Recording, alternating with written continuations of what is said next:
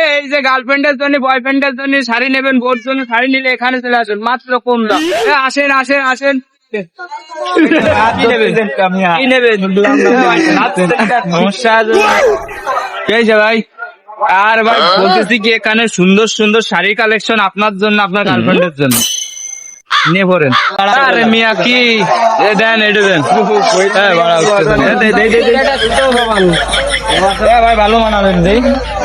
আর কি সুন্দর শাড়ি, এটাই নিয়ে যান ভাই, এটাই নিয়ে যান। চা দেন, চা দেন। হ্যাঁ ভাই দেখেছো, দে চা দেন, দেই ভাই। আরে মিয়া কে